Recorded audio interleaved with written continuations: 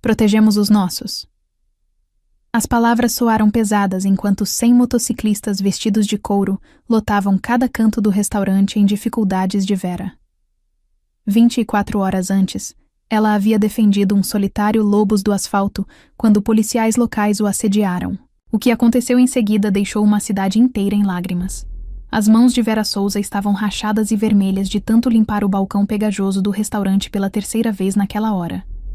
O horário de pico do almoço, com uma média de 15 a 20 clientes, havia acabado, e ela calculava mentalmente se a receita do dia cobriria algumas contas que permaneciam intocadas em sua bolsa. O selo do último aviso havia vazado pelo envelope. Só mais alguns meses, murmurou ela, colocando uma mecha de cabelo castanho atrás da orelha. Era a mesma promessa vazia que vinha se fazendo há 18 meses.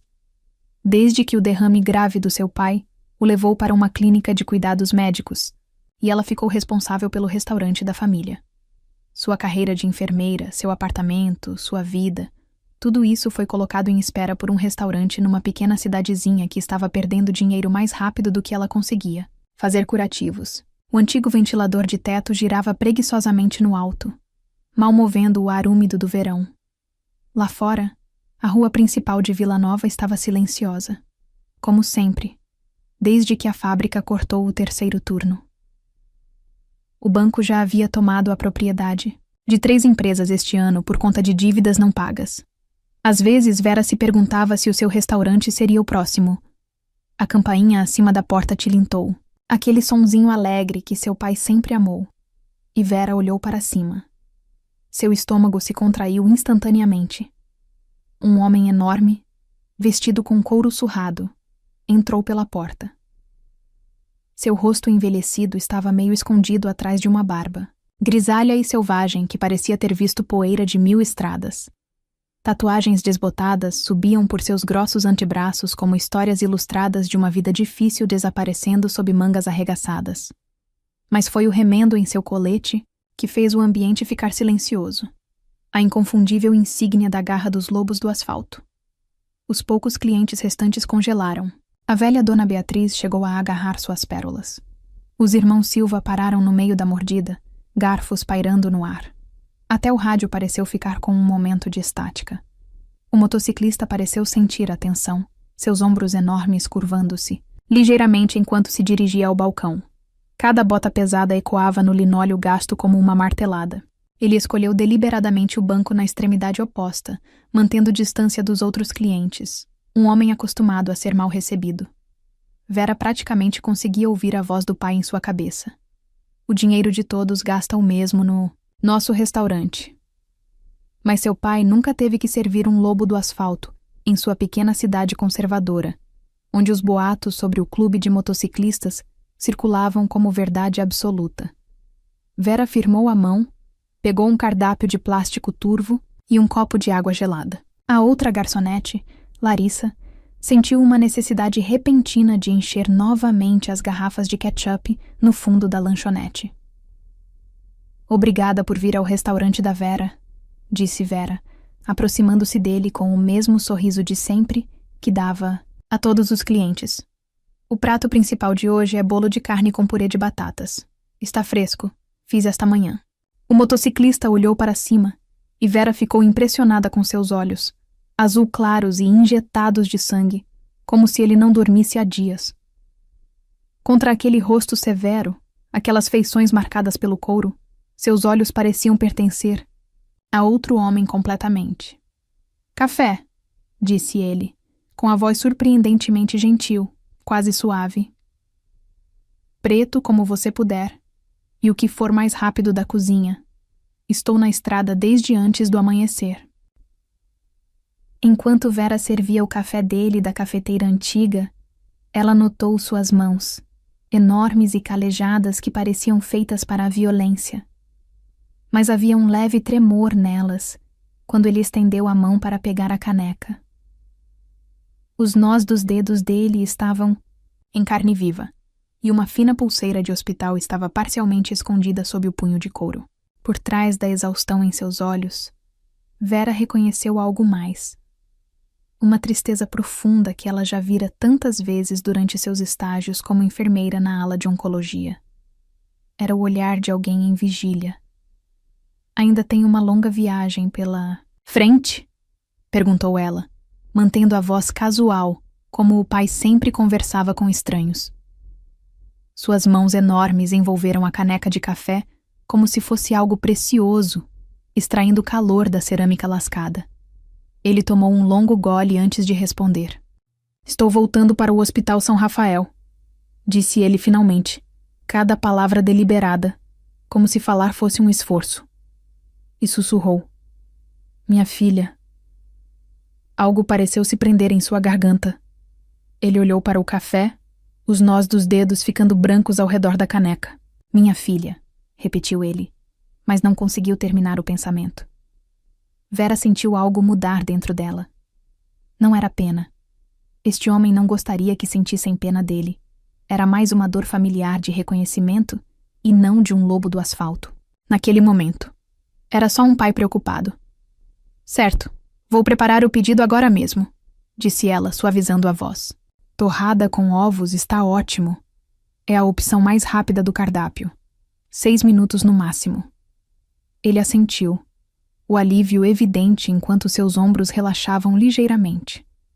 Talvez fosse a promessa de comida, ou talvez ela não tivesse pedido que ele explicasse mais. Quando Vera se virou para fazer o pedido, sentiu os olhares dos clientes restantes. Dona Beatriz sussurrava com urgência para Dona Helena, suas cabeças grisalhas unidas como conspiradoras.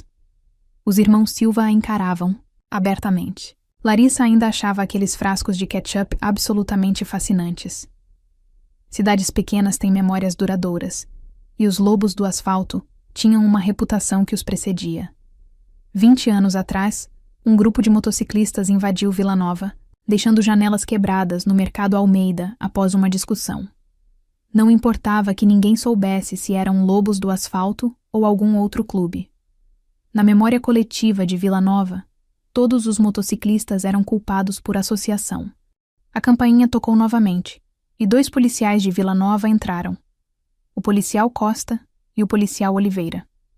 Eram frequentadores assíduos, geralmente simpáticos, embora Vera sempre achasse a arrogância de Costa um pouco exagerada. Eles avistaram o motociclista imediatamente, e Vera viu Costa cutucar Oliveira. Eles se aproximaram do balcão, sentando-se deliberadamente ao lado do homem. Ora, não vejo gente da sua laia com frequência por aqui em Vila Nova, disse Costa em voz alta, sem fazer nenhuma tentativa de esconder sua hostilidade. Só de passagem, espero. O motociclista manteve os olhos no café. Só pegando comida, policial. Vera voltou com um prato de ovos e torradas, colocando-o na frente do motociclista. Mais alguma coisa que eu possa te oferecer? Antes que ele pudesse responder, o policial Costa se pronunciou. Que tal verificar a identidade desse cara, Vera? Certificar-se de que ele não é um daqueles lobos do asfalto sobre os quais temos boletins. O motociclista enfiou a mão lentamente no bolso, mas a mão de Costa se moveu para o coldre. Cuidado agora. Vera sentiu a raiva aumentar.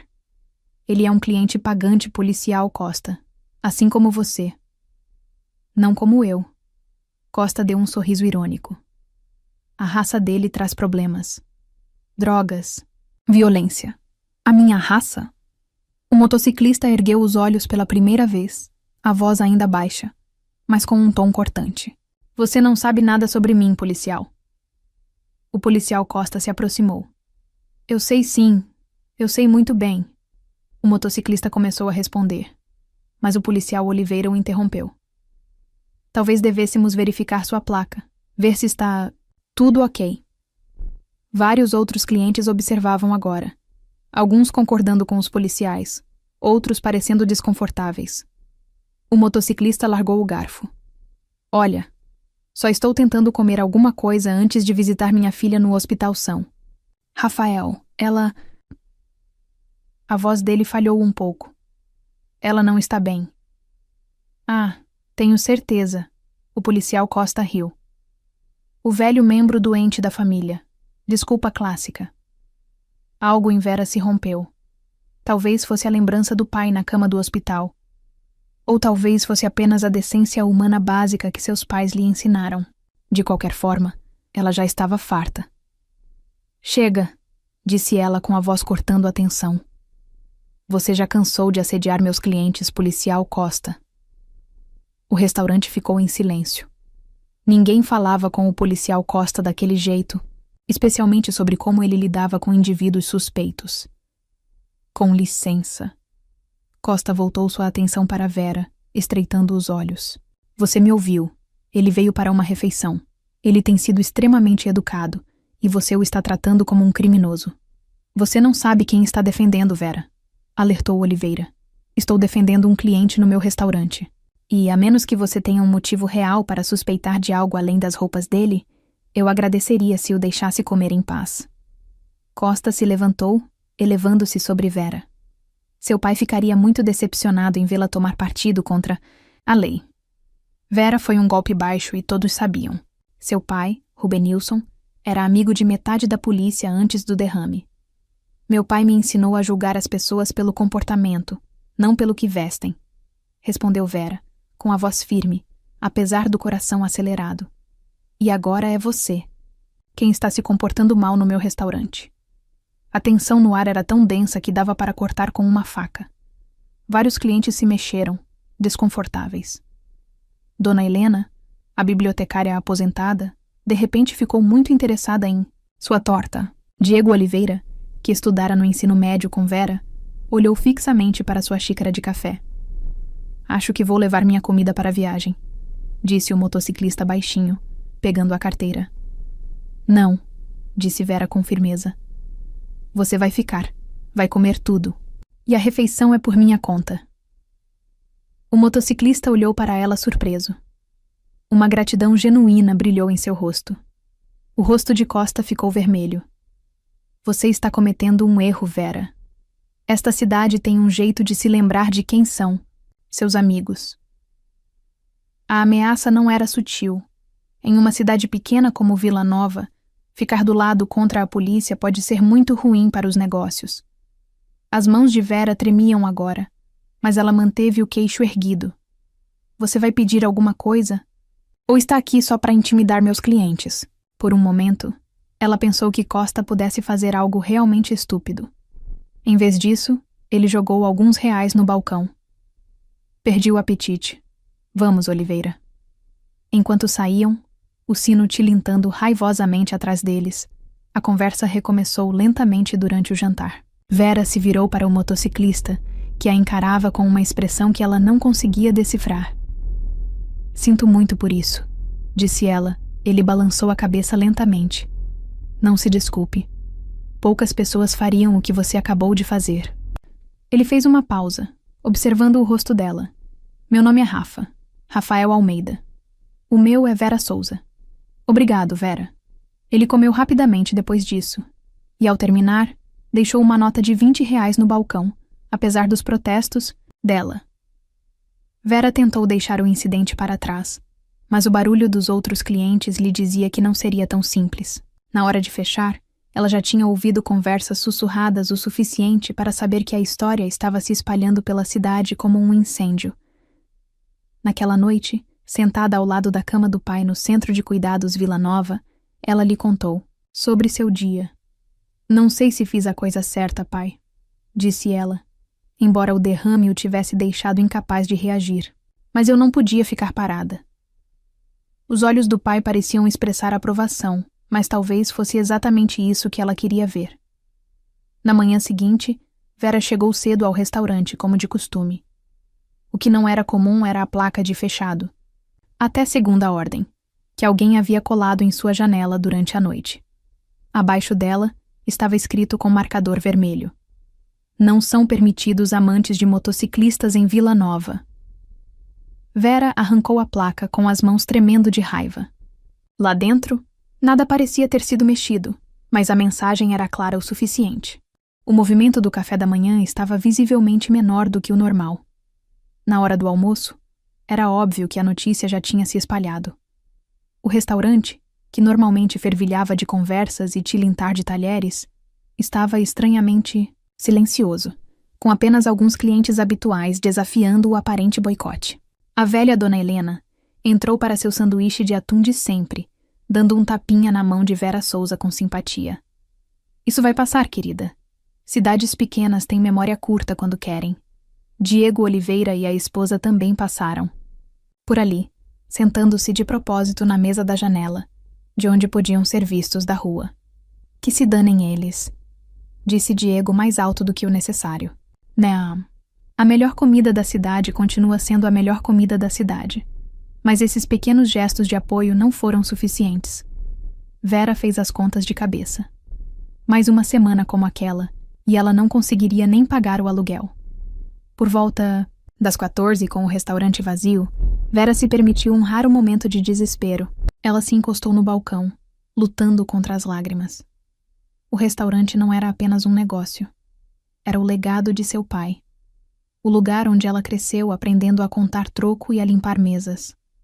Agora, poderia desaparecer porque ela havia defendido um estranho. O tilintar familiar do sino interrompeu seus pensamentos. Vera enxugou os olhos rapidamente, exibindo seu sorriso profissional. Um homem na casa dos 50 anos estava parado na porta, vestindo jeans e uma camiseta azul simples. O único indício de sua filiação era um pequeno broche dos lobos do asfalto em sua jaqueta de couro. Atrás dele, uma mulher mais ou menos da mesma idade, com longos cabelos grisalhos presos em uma trança elegante. Vera Souza? Perguntou o homem. Vera assentiu, subitamente nervosa. Sou Tiago Almeida, irmão de Rafael. Ele deu um passo à frente, estendendo a mão. Esta é minha esposa, Sara. Vera apertou as mãos deles, com a confusão evidente no rosto. Rafa nos contou o que você fez por ele ontem, explicou Sara. Ele teria vindo pessoalmente, mas ainda está no hospital com sua filha. Como ela está? Perguntou Vera. Por um triz, respondeu Tiago, com o rosto sério. Câncer, em estágio 4. Estão testando um tratamento experimental. É a última chance dela. Vera sentiu um aperto no coração. Sinto muito. Rafa disse que você foi gentil com ele quando poucos seriam, continuou Sara. Disse que você enfrentou aqueles policiais como se tivesse feito isso à vida. Toda Vera deu de ombros envergonhada. Qualquer um teria feito o mesmo. Tiago balançou a cabeça. Não, eles não fariam. E pelo jeito deste lugar, você está pagando por isso agora. Vera não podia negar. As mesas vazias falavam por si.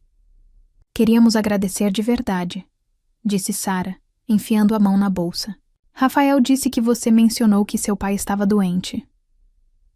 Eu não preciso de dinheiro, disse Vera rapidamente, com o orgulho em chamas. Tiago ergueu as mãos. Nem pensaria em oferecer, mas pensamos que talvez pudéssemos atrair clientes para você. Antes que Vera pudesse perguntar o que ele queria dizer, o ronco de motores de motocicletas ecoou pelo ar. Não apenas uma ou duas, mas dezenas, cada vez mais alto. Vera foi até a janela, arregalando os olhos enquanto motocicleta após motocicleta aparecia na rua em frente ao seu restaurante. Eles vinham de ambas as direções, enchendo a rua, depois o estacionamento e, em seguida, se espalhando para o terreno baldio ao lado. Devia haver pelo menos 100, talvez até mais, todos motociclistas, homens e mulheres de todas as idades, a maioria usando as cores dos lobos do asfalto ou adesivos de apoio. O quê? O que é isso? Perguntou Vera, com a voz quase inaudível, por causa do ronco dos motores em marcha lenta. Tiago sorriu. Eles estacionaram e tiraram os capacetes, se alongando como se tivessem percorrido uma longa distância. Rafa entrou em contato com alguns membros da comunidade local ontem à noite. Contou a eles sobre a dona de um restaurante que o respeitou quando ele mais precisava. As notícias correm rápido em nossa comunidade. Deve haver mais de 100 pessoas aí. 117 pela minha última contagem. Corrigiu Sara com um sorriso. E todos estão pilotando desde o amanhecer. Imagino que estejam com bastante fome. O sino tocou e o primeiro grupo de motociclistas entrou. Eles foram educados, cumprimentando Vera com respeito antes de se sentarem. Então, mais pessoas entraram, preenchendo todas as mesas, fazendo fila no balcão, esperando pacientemente quando não havia mais lugar para sentar. Vera ficou paralisada por um momento, sobrecarregada. Um homem grande com uma barba branca e farta se aproximou dela. Você deve ser Vera. Eu sou Marcos, presidente da filial de Vila Nova. Ele estendeu uma mão enorme, que Vera apertou automaticamente. Espero que não se importe que a gente apareça assim de vez em quando. E eu acho que não tenho comida suficiente, admitiu Vera. Marcos riu. Já está tudo resolvido. Sara ligou com antecedência para alguns fornecedores. Uma grande entrega está chegando em no máximo 20 minutos. Não se preocupe com o custo. Está tudo coberto. Vera olhou ao redor, incrédula, enquanto seu restaurante, que momentos antes era um lugar fantasma, agora fervilhava de vida. Os motoqueiros pediam café, água, o que quer que ela tivesse preparado. Todos pagando em dinheiro, todos deixando gorjetas generosas. Não entendo, disse ela a Marcos. Você fez tudo isso por mim. Por causa do que aconteceu com Rafa? A expressão de Marcos ficou séria. As pessoas veem nossos distintivos e acham que sabem quem somos. Na maioria das vezes, nos tratam como se nem fôssemos humanos. Rafa estava a caminho para talvez se despedir da filha, e aqueles policiais estavam dando trabalho para ele só por causa da roupa que ele estava vestindo. Ele parou, olhando ao redor do restaurante. O que você fez, defendendo um dos nossos irmãos quando não era a coisa mais fácil de fazer, significa muito para nós. Lá fora, o ronco das motocicletas continuava e mais motociclistas chegavam. Do outro lado da rua, Vera podia ver pessoas se aglomerando na calçada, observando com espanto. Ela até viu o policial Oliveira entre elas, rádio na mão, parecendo completamente perplexo. A campainha acima da porta tilintou novamente, e Vera se virou e viu um rosto familiar. Rafael Almeida estava parado na porta, parecendo cansado, mas de alguma forma mais leve do que no dia anterior. Espero que não se importe que eu traga alguns amigos, disse ele com um sorriso tênue. Vera riu. A tensão do dia finalmente estava se dissipando. Acho que consigo encaixá-los. Nas horas seguintes, Vera Souza e as 2 garçonetes adolescentes que ela conseguiu chamar trabalharam mais do que nunca. A entrega chegou como prometido. Era comida suficiente para alimentar um exército de motociclistas famintos. Todas as mesas estavam cheias de clientes se revezando para que os novos chegassem. A caixa registradora encheu e precisou ser esvaziada 2 vezes. A notícia se espalhou pela cidade, e lenta e cautelosamente, alguns dos clientes regulares começaram a aparecer. A princípio, ficaram sem jeito, claramente intimidados pelo mar de couro e tatuagens, mas os motociclistas abriram espaço, compartilhando mesas e puxando papo.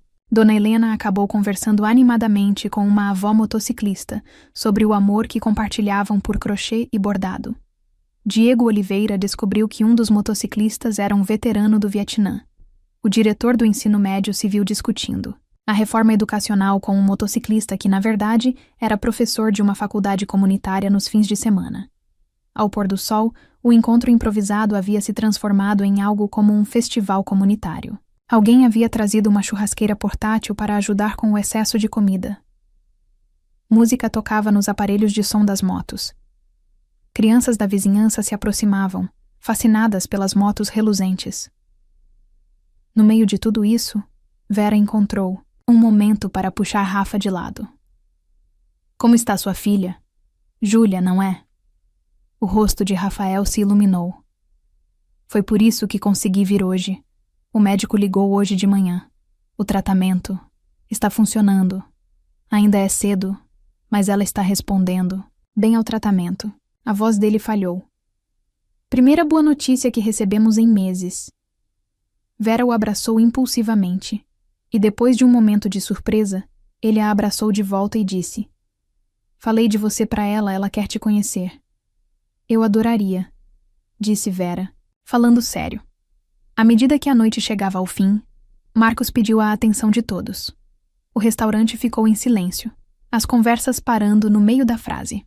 Quero agradecer a Vera Souza pela hospitalidade hoje, anunciou ele, com sua voz grave ecoando facilmente pelo restaurante. E quero deixar uma coisa bem clara para todos em Vila Nova. O restaurante da Vera está sob a proteção dos lobos, do asfalto de hoje em diante.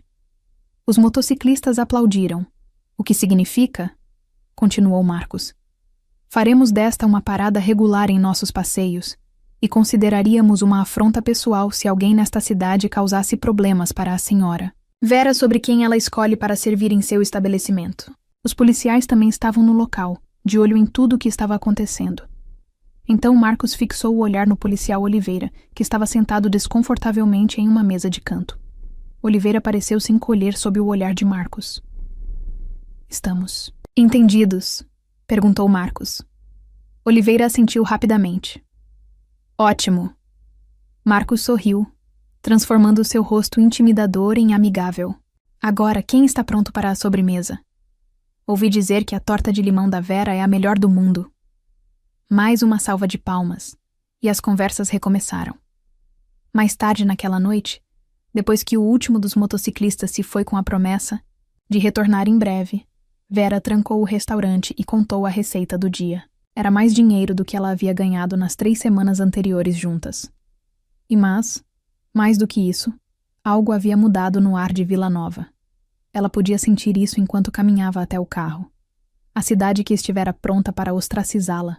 Naquela manhã vislumbrara por trás do couro e dos remendos a humanidade presente nas pessoas que aprenderam a temer. Enquanto Vera dirigia até o Centro de Cuidados Médicos de Vila Nova para ver o pai, não pôde deixar de sorrir diante da ironia. Ao defender um desconhecido, ela conquistou centenas de amigos, e talvez ainda tenha ajudado uma pequena cidade a ampliar sua compreensão do que significa julgar alguém pelo comportamento, e não pela roupa. Na manhã seguinte, Vera chegou ao restaurante e encontrou um pacote encostado na porta. Dentro, havia um colete de couro feito sob medida com a inscrição Restaurante da Vera estampada nas costas, com as palavras Amiga dos Lobos. Preso a ele, havia um bilhete escrito à mão para a dona de restaurante mais corajosa que conhecemos. Júlia está melhor. E ela ainda está esperando para te conhecer. Rafael. Vera pendurou o colete atrás do balcão, bem ao lado do avental velho do pai. Quando o policial Costa chegou para tomar café 1 hora depois, excepcionalmente contido e educado, Vera o serviu com o mesmo sorriso que dava a todos os clientes. Afinal, seu pai a ensinara a julgar as pessoas pelo comportamento, não pelo que vestem. E às vezes era preciso um restaurante cheio de motoqueiros para lembrar à cidade o que isso realmente significava. É estranho como os menores momentos podem mudar nossas vidas. Vera Souza não pretendia ser uma heroína naquele dia. Ela simplesmente não conseguia ficar parada enquanto alguém era maltratado. Ela não sabia que seu simples ato de decência atrairia quase 200 motociclistas à sua porta. Salvaria o legado de seu pai e curaria as divisões em uma cidade destruída. Às vezes, coragem não se resume a grandes gestos ou posturas dramáticas. Às vezes, trata-se apenas de servir café a um estranho quando todos os outros se afastam. Agora me diz, você acha que Vera tomou a decisão certa ao defender o motociclista? Por quê? E como você acha que a cidade reagirá ao boicote no restaurante? De Vera? Escreve aqui nos comentários. Eu quero muito saber. Se você gostou do vídeo, clique em curtir e se inscreve no canal também. Assim você não perde nenhuma história emocionante. E não esquece, deixa também um comentário com uma classificação de 1 a 10 para mostrar o quanto você gostou. E assim, a gente conseguir colocar histórias mais de acordo com o seu gosto. Tu confere o vídeo que está passando aí na sua tela. Garanto que você não vai querer perder. Até a próxima.